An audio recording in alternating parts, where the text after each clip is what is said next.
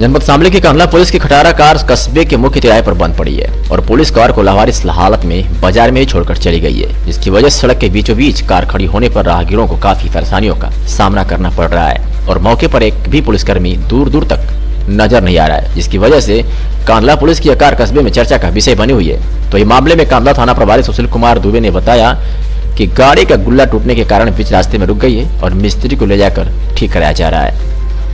ये रात के 4 बजे करीबन खराब हुई ये है जी गाड़ी। अच्छा, इसलिए बीच रास्ते में छोड़ के जाना पड़ा। तो पुलिसकर्मी यहाँ नहीं है कोई?